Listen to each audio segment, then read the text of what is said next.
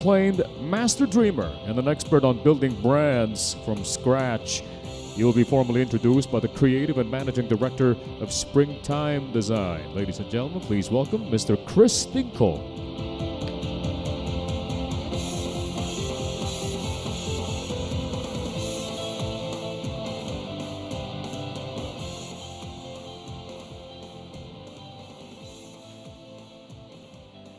Ladies and gentlemen, our next speaker this morning is from Mexico City. He is an entrepreneur, a designer, and a global speaker reaching thousands of people a year. Now, he started his career as a tennis player and went on to compete in triathlon. In fact, he competed in Ironman triathlon in Hawaii. After his run in competing, he started giving conferences, and in 2004, he was offered free airtime on a local nonprofit television network to talk about sports and how to inspire young people to follow their dreams. He then discovered his hidden talent in painting by accident. And after a year of painting, he decided to start doing commercial work, and that led him to do collaboration with brands such as Kleenex. In 2016, he started partnering with tourist destinations, malls, and airports to launch the Dream Big retail experience. Today, he has shops in New York, Acapulco in Mexico, and Burj Khalifa in Dubai. Ladies and gentlemen, let's give him a round of applause for Señor Juan de Lascurain. Thank you very much. ¿Cómo están? Very good. How is everyone? ¿Cómo están? I guess it's the same way we say how are you in Mexico. That's the only Filipino I know. And I always start my conferences the same way Mr. Volpi did. I always take a photo of my audience because when I go back home to Mexico, then they don't believe me. I was speaking to all people in the Philippines. Actually, let's do a video, but I want you to all to wave and say, hello. Let's see. Hola. One, we start here and we go this way. 1, 2, 3. Hola, Mexico. Amazing. First of all, I want to say thank you to the organizers and everybody I've met here. Congratulations on your 25th anniversary as well. And thank you for having me here. 2 weeks ago, I was in Acapulco. I'm sure you've all heard of Acapulco, right? Yeah, it's a famous beach in Mexico. And I went on Google, and I put Manila and the Philippines. And I started reading about the Manila galleons. I'm sure you all know about the Manila galleons. 250 years ago, sailors used to sail, which to me was a surprise, from Manila to Acapulco. And I was like, wow, that's amazing. And I read that it used to take them months, to come right from here to the beach in Acapulco. And I thought, wow, thank God for technology. It only took me 18 hours to get here. I'm going to share briefly a little bit of my story. Like they said in the introduction, I'm a designer entrepreneur. If you asked me when I was 30 years old, if you told me that I would be doing what I'm doing, I would have never believed you. I didn't study art. I didn't study design. In fact, as far as speaking, I was really, really shy. When I was in college, it took me 4 years to pass oral communication class. Honestly, every time I took the class, by the time the teacher told us that we had to give a 2-minute speech, I would drop the class. Finally, after 4 times of trying, I had to give my 2-minute speech. If not, I was not going to graduate. When I was young, I was about 6, 7 years old. My mom used to tell me, all things are possible. She used to tell me, you have a purpose for being here. And she used to tell me, always follow your passion. She said, it doesn't matter if you have the money or not. When I was 7 years old, I didn't know what purpose was. I didn't know what passion was. But that got stuck with me.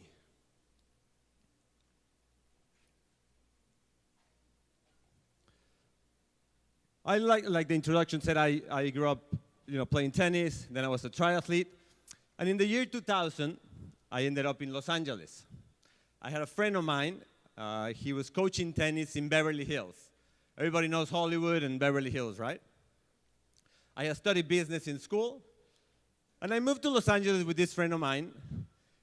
And he told me he asked me to join him in his tennis business. Pretty much coaching tennis in Beverly Hills. My family thought I was a little bit crazy because I had studied business and I had been an athlete, but they were like, "You're going to be a tennis coach?" And something inside of me just told me to start doing that, So I started with 2 clients. My friend, actually, he was coaching a lot of famous celebrities, actors, writers, producers. And so I started coaching tennis. He gave me 2 clients. Within 6 months, my business was booming. I was making a lot of money. I was going to some of the best parties in Hollywood. I was meeting famous actors. I rented an apartment on the beach in Santa Monica. Eventually, I bought myself a really nice car. But after a few years, I thought, you know what? I'm not happy. And those words that my mom had always told me when I was young, you have a purpose for being here, always follow your dreams, they were always in the back of my head. So I kept coaching tennis 2 years, 3 years, and then I kept searching to see what else it was that I was going to do. Like I said, at the time, Dream Big didn't exist. I didn't know I had talent to paint or design. So one day I was at the gym. I was working out. One day I was at the gym working out. I was sitting on the bike, and there was a TV in front of me. And I was just changing the channel, and this Spanish network came on the screen. The name was called Almavisión. I'd never seen this channel. Really, it was just one guy with a microphone speaking, a palm tree in the back, and a Persian rug. And it didn't look like a very, nice channel, but I wrote the name of the channel. I went home that day. My mom was visiting. And my mom knew I was unhappy with my tennis business, even though I was making great money. Like I told you, I was making great money. But she knew I was unhappy. And I asked my mom, I said, "Mom, have you heard of this channel called Almavisión?" She said, "No." She said, "But why don't you call them and, ask and see what they do?" I said, "Well, Mom, it's a TV network. They produce TV content."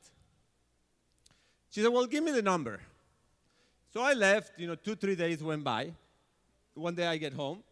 My mom says, "We have a meeting with the owner of this TV network." And I said, "For what?" At the time, my mom was also living in the United States, in San Antonio. And she was working, organizing events for the Hispanic community. So she wanted to go meet the owner and see if the owner would help her promote that event. But I had nothing to do with TV. I had a tennis business.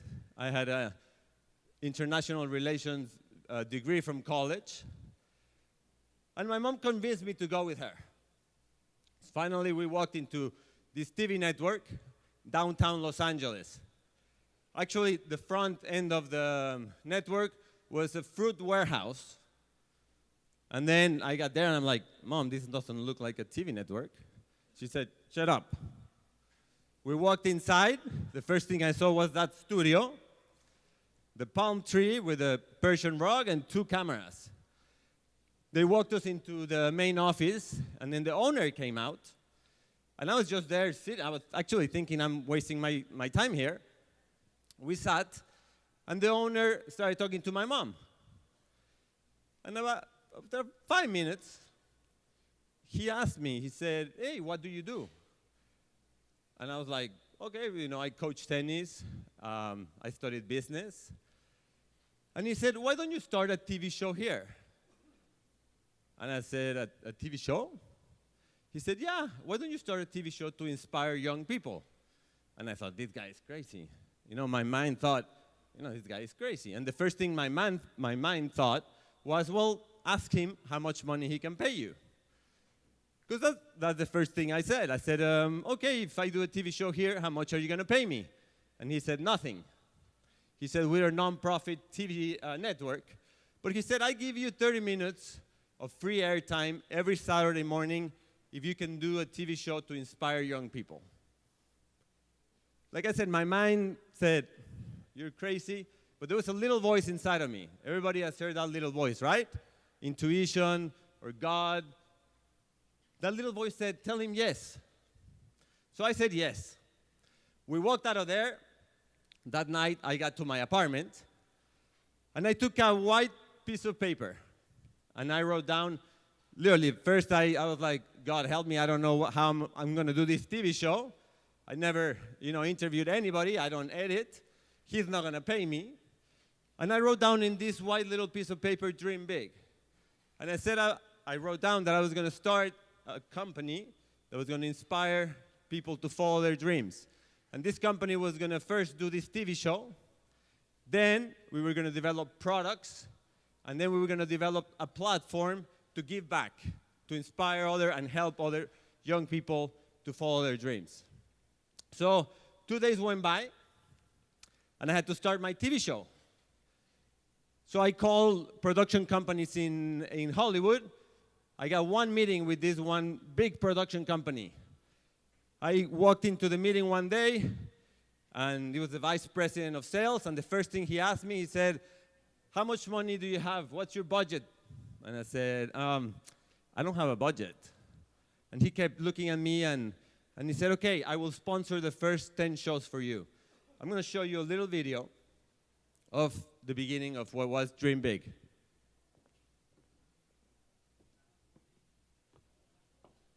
Boxing is just like life. You only get out what you put into it. But ain't nothing that you can't do if you set your mind to it. To get to certain things, especially things that are worth having. It's a process. The race is not one to the swiftest, but it's one to the one that, pretty much who's endure. If you endure it, you get to the end, you'll win.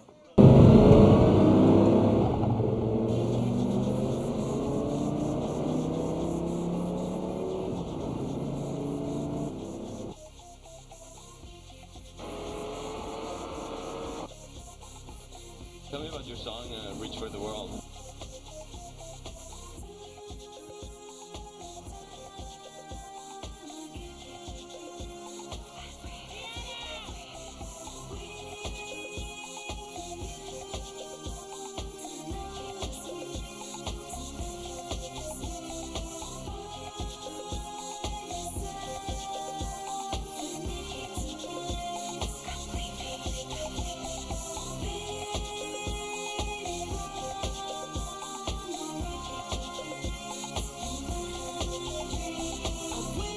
Tiger, what would you tell the youth?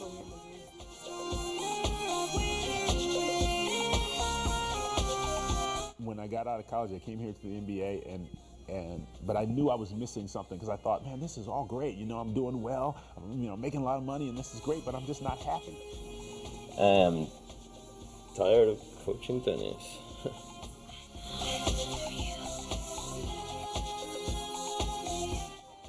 Just be ambitious and just have goals. You gotta believe in yourself and know your craft. El que busca encuentra, el que pide se le da, el que toca se le abre. Whatever your dream is, give it everything you got. Listen, follow the directions, don't quit. Don't give up at the first hurdle. Just go for it, really.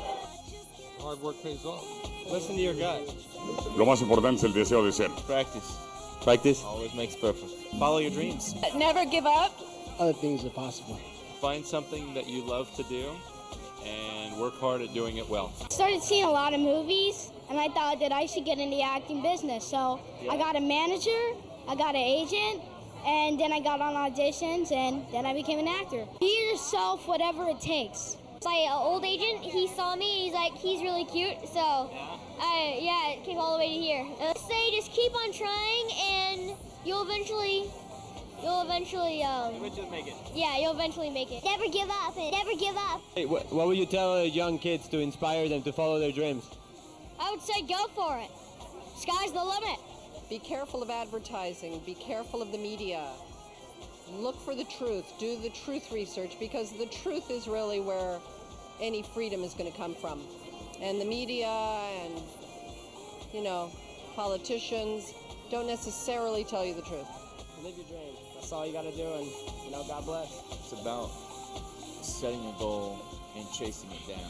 Not worrying about what you get when you get there, but only worrying about getting there. Always stay in school. It's so important. And I really want to be an actress with a brain, so that's why I love being educated. Never diminish your dreams. Seek the highest, because all of us are unique and we can all make a contribution, and we should do as much as we can with our talents. Believing in yourself and working really hard. You have to say, how can I be a better actor today than I was yesterday? And I also apply that to how can I be a better person today than I was yesterday. You have to have the right talent for the show, and you have to have a little luck, and maybe have the good Lord watching over. If you work hard enough, and if you're true to it, and if you keep working on it despite disappointments, because there are going to be disappointments, we can all succeed. I think the thing is just go out there and do it. I mean, we all have ideas, and we're always scared about failure and whatnot, but the truth is that nothing great in this world is going to happen unless you just go out there and do it, and that's what we did with Tom's, and it's paid off, and it's been an exciting time. Follow your heart. It doesn't matter how old you are, just go for it. Whatever your hand finds to do, do it with all of your might. So that was 2010, this show that I started, for free. I did it for free 4 years. Everybody thought I was crazy, honestly. Everybody, kept telling me why I kept working for free, but the emails that I would get from people that were watching the show to thank me because I was inspiring them, that's what kept me going. And really I knew that that's what I was going to do for the rest of my life. And like I said, I had, people told me I'm crazy since I was a kid. And one day, I was running out of money because I was investing everything on the show. I thought I'm going to start the other platform of the brand, which was the merchandising. So I went and I bought about 500 T-shirts. At the time, I didn't paint yet or design. I went on the computer. I put on Word positive phrases. I made copy-paste, and I painted them on, just printed them on the T-shirts. Dream big, all things are possible. And then I thought I was going to sell my 500 T-shirts for about $50 each. And how many do you think I sold? About 3. To my mom, to my cousin, and to my best friend, The people that always are, close to you and, they want to support you as an entrepreneur. But one day in 2008, I was sitting at a friend's house, and there was a napkin and a black marker. And I was bored. And I started doodling. And this is what I doodle. I wasn't thinking, oh, I'm a great artist, or I'm going to, do some art. I was just bored. How many of you have made little circles and little flowers on papers? I think many. And there was a lady there who saw me. She was watching me, and she said, you need to paint. And I said, if the guy with the TV, if I thought the guy that told me to do the TV show was crazy, I thought this lady, she's on drugs, I'm not an artist. I don't paint anything. And I said, how do I paint? She said, well, those little doodles make them bigger. So I left again, and again that little voice told me, paint, paint, paint. And I didn't know how to start, so I went to an art shop and realized it cost me about $500 to buy canvas and acrylic paint. And I thought, no, $500, I don't have to spend on this right now. I'm putting everything on the TV show. So I went to Home Depot. I bought a piece of wood for $2. I went to Walmart. I bought acrylic paint for $9.99. And about 3 months later, I had finished my first painting. But it was a hobby, I was just painting at night. And then about a year and a half later, these were my next paintings. And then one day, I had the brush, and instead of cleaning the brush on the, where I used to clean it, I started cleaning it on my jeans. And I thought, oh, this is cool. And our moms, when we grow up, they always tell us, don't paint your clothes, don't paint the walls, But I thought, I'm going to paint my jeans. So I started going out in LA with my painted jeans. And guess what? People would stop me everywhere. They're like, hey, those are cool jeans. Where did you get them? And I said, oh, I'm an artist. Can I paint yours? How much are you going to charge me? Hey, $400. And my first client was a lady about 70 years old who paid me to paint her jeans. And so I kept the TV show, I kept painting. Like I said, one day I realized I had enough money to pay my rent for about 2 more months and to keep my lifestyle. And everybody kept telling me, you know, you're getting older. You're about 34. Now you want to be an artist? They're like, artists don't make money. Keep your, get a real job, they used to tell me. Can anybody tell me what a real job is here? What's a real job? Again, you're crazy, no? So one day, I took a job. They offered me a job at a Mac store, an Apple store. I was coaching tennis part-time. I was working as a construction worker with a friend of mine. I didn't know anything about construction, but I would go there and help him for about 3 hours a day. And then I took a part-time job at Apple, selling computers. 36-year-old man, to some people, working with 18-year-old kids selling computers. And one day I bought the iPhone. And I downloaded a Paint app and realized that I could paint designs like this on the screen. And I thought, wow, this is part of my solution to my problem, because I was painting more art and gallery-type paintings, which I couldn't put on merchandising. And when I saw some of these designs, I thought, you know what, I'm going to start printing, instead of my copy-paste, just simple little phrases here, I'm going to start putting these on T-shirts and on other products. So now I had my painted jeans and printed 10 T-shirts, and everywhere I went, I had my T-shirt and my jeans, and the other 9 T-shirts inside my backpack. So if anyone stopped me and asked me, where did you get it? I said, I make them. Do you want one? And that's how I started selling. These were some of my other first designs. In 2011, a friend of mine called me from Mexico. By that time, I had given up my nice apartment. I had given up my nice car. I was living in my brother's sofa. I would go into his apartment every day at 12 at night. I had the key. I would just go in the sofa and sleep with my clothes on, because his girlfriend used to scream at me that I was lazy, that I didn't do anything. I would get up at 6 in the morning and I would go to the gym and shower in the gym. And a friend called me from Mexico, and she said, you need to come to Mexico City. I hadn't lived in Mexico City, for about 17 years. I told her, I said, I have $200. I work as a construction, one of my jobs is construction worker. I work at Apple. She said, I'll pay for you to come to Mexico. So this is me in Mexico, 2011, around March. That's all I had in life. One bag, another bag with my computer, myself. And when I got there, my friend introduced me to my first client. She was just having a baby, and she asked me to decorate her room, the room for the baby. So I did that. It took me about a week. And then I thought, you know what? I need to stay in Mexico City. So I went to an uncle of mine who has a lot of money, and I went with a presentation about, him investing in my brand, and if I could also stay in his house for a month. And guess what he told me? He said, no. He said, go back to America. Don't stay in Mexico. He's like, what are you going to do here? So I left his house, and I was not discouraged, because, obstacles in life, they're just opportunities for us to grow and to get better. So I went to downtown Mexico City. That's a youth hostel, downtown Mexico City. And I booked a room. It was a big room with 12 bunk beds, and I was paying about $3 a night. And every day I would get out of the youth hostel, and I would go to this Starbucks, because I thought, where can I go to meet people? I was painting on the iPhone, so I could work anywhere. So I thought, where do I go to meet people? And I said, Starbucks. Starbucks is filled with people every day. So I would go and sit in one of these little tables. Those 2 guys with the white shirts, one of them, his name is Jose. He was my second client in Mexico.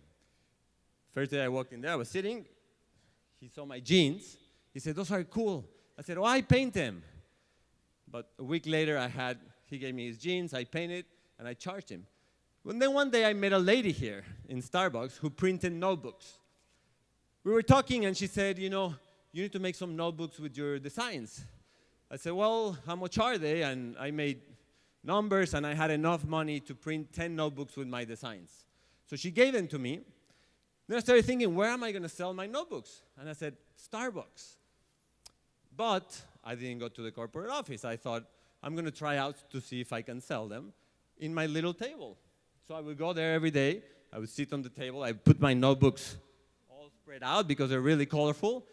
And anybody that sat next to me, my goal was to sell them a notebook. So I would start talking to them like, hey, what's your name? What do you do? Oh, I'm an engineer. And you? I'm a designer. Look at my notebooks. And I started selling about 2-3 notebooks there every day. And one day I got the idea to go to the manager of the store and ask her if she would let me sell my notebooks on the counter. And guess what she said? No. I said, why not? They sell really well in the back. So eventually I convinced her to let me sell the notebooks. So about 2 weeks later, we put all the notebooks on the counter. That's all my artwork on the Starbucks. I asked her if I could take her ugly paintings on the Starbucks and put my nice paintings. And she let me. And Starbucks, this was my first gallery, my first retail space. And for about 2 years, that's where I really started my brand. And like I said, everybody told me I was crazy. I was living in a $3 a night hostel at 37 years old. Everybody thought, I was a loser. But I had a really, really clear vision of where I wanted to go. This is me delivering. I didn't have enough money at the beginning to deliver with a taxi, so I bought a bike, and then they stole the seat on the bike.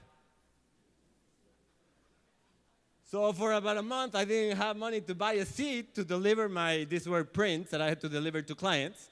Eventually, I got a seat and was able to deliver. Then I started thinking about collaborations, how I could collaborate with big brands. So my first brand in Mexico that I thought of was Kleenex. Everybody knows the word Kleenex, right? Everybody told me, Kleenex only works with Disney. I said, well, so what? They'll know who I am. Disney started like I started, with an idea. He started with a piece of paper and a pencil, right? So after 2 years of trying, I signed some of my first big deals, with big brands. So Kleenex, today I have over 40 different products in 10 countries through licensing.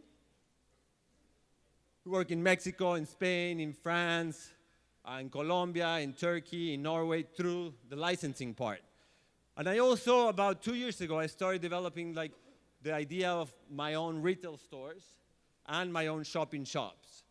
So this is the idea of the first shop we're going to open in Mexico this year. And one more thing that I started thinking when I started my brand was, yes, now I don't live in the hostel, but it's like giving back. What can I do, to give back? What can I do so that my product is not just, made somewhere far away, but to think locally? So I partnered with a foundation called Reintegra in Mexico.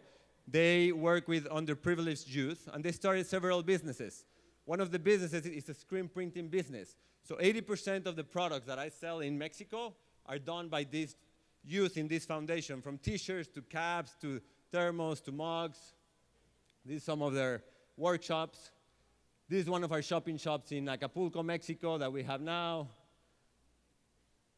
This is my latest collaboration in Dubai with the Burj Khalifa. We're opening our first shopping shop this October, all with my brand. We're also talking to Atlantis in Dubai. So who says that it cannot be done? How many of you guys have had obstacles in your life? Every day, right? Waking up at 5 in the morning to come here, or 6, or sometimes it's an obstacle, right? But it's what we do with those obstacles. There's always going to be negative people in your life. Always, always. I don't live in the youth hostel anymore. Thank God I travel all over the world. I share my story. I meet amazing people. And I still get off, from work every day. And sometimes I get emails of negative people telling me, you're crazy, that's not going to work. But, the most important thing I learned in life is to have faith in God, and also to listen to yourself. Listen to your voice. That little voice inside is there for a reason. And I'm going to finish with one more video, which the TV show that I used to do for free, the one I showed you, is now starting to be commercialized through different platforms. Now it's called Travel the World, and it shares a little bit of my stories as an entrepreneur and some of the things I've been shared with you. So if we can play that video, please.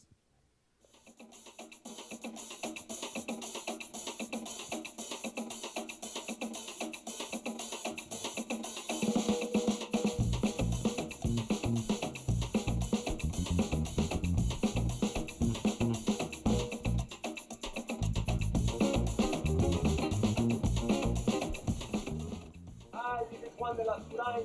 I'm right in the middle of Mexico City, here in El Zócalo. World Cup fever. Mexico plays tomorrow.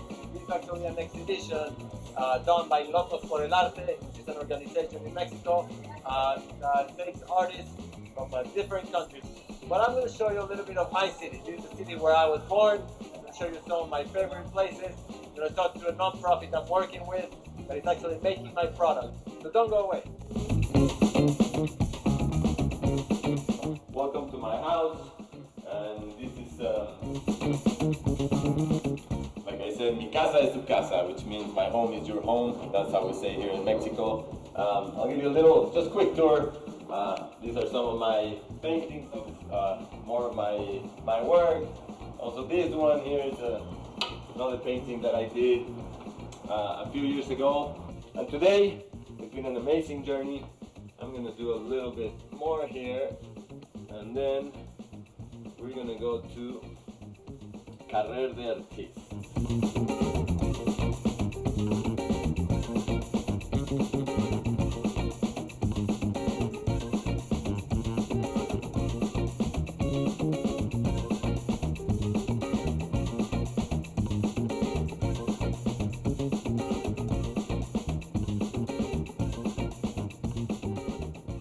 I'm finally here in Carrer de Artistes with my friend Jimena Coquet. How are you, Jimena? Fine, thank you. Good. This is the other design that we have. That is 19 for 19. That, well, we have the difference. Yeah. And there are 36 for 36 centimeters. Wow. Okay? I'm And so proud of myself. good. And well, finally, you was asking for your wall. You have VIP wall. This is my VIP Yeah, wall. welcome, Juan, to Carrer de Artistes. Thank you so much. And these are also a combination, right? Exactly. Which one is your favorite? My favorite is this one. We just jump into an Uber. We're going to Polanquito to show you the Starbucks where I started. And just randomly, look what I found. And this is what happens to me every day. I get into Ubers. I found clinics with my designs all over Mexico. I go into hotels, I go to businesses, and I see my designs in Kleenex boxes. Here's my brand. Dream big. All over. So you know what? Dreams do come to pass. And yes, sometimes it's very hard. It's really, really hard sometimes, you know, when you have nothing. But when you keep going, and when you have faith, and you work hard, and you keep that dream alive, amazing things come to pass. Guys, I'm here in Mazarik, which is one of the main streets here in Polanquito, with my good friend Lalo Klein. I'm in Klein's, which is, if you ask anybody in Polanquito about Klein's, it's a famous restaurant. How are you, Lalo? Fine, thank you, Juan. How are you? I'm good. I met Lalo here about 8 years ago when I first moved to Mexico City. And Lalo, tell me about Klein's. A little bit, just briefly, the history. Well, Klein's is a little restaurant in Polanco that was started by my father in 1962. And now we're going to go have some chilaquiles. Guys, these are the best chilaquiles in the world. Come to Klein's. I'm here with Jimena Candano. She is the director of Reintegra, which is a non-profit in Mexico. How are you, Jimena? Fine, thank you. Tell me a little bit about Reintegra. Well, we've been working for the past 35 years. We have a program to avoid recidivism in boys and girls from 12 to 17 years old who have committed crime. Wow, and the thing I'm most excited about is that you guys have started several businesses. One of them is a screen printing business. You also started a bakery. Now we're on our way to Fundación Reintegra.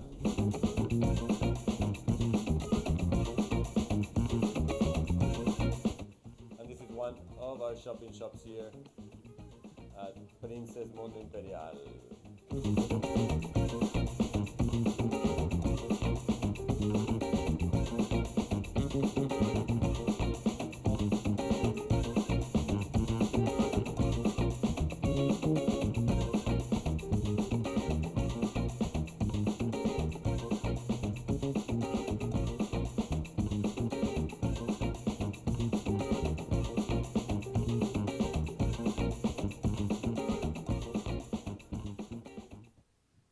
Just a finishing thought. I just want to ask you two questions. The first one is, what are you doing with your dreams? Are they just sitting, in the back? Are you afraid? What are you doing? I encourage you to dream big, to really go after your dreams. Like I said, 8 years ago, I had nothing. You saw the photo there. I had one bag and half the world telling me I was crazy except my mom. So, I want to encourage you, really go after your dreams because they do come to pass.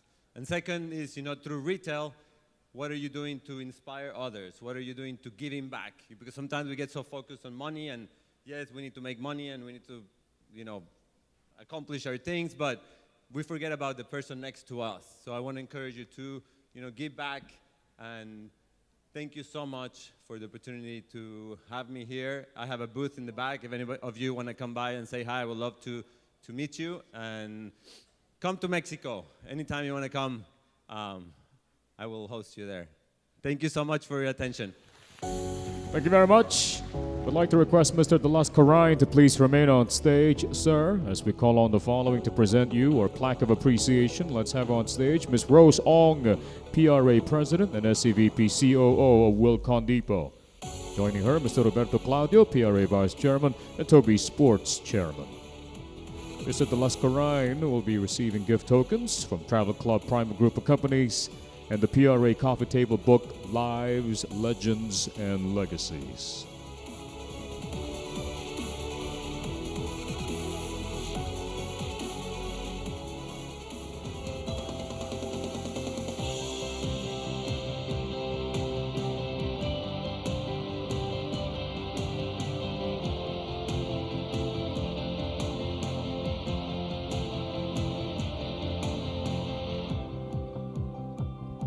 Thank you very much to our PRA officers. Ladies and gentlemen, one more time, a round of applause to Mr. Juan de Lascurain. At this point, we will be taking our noon break.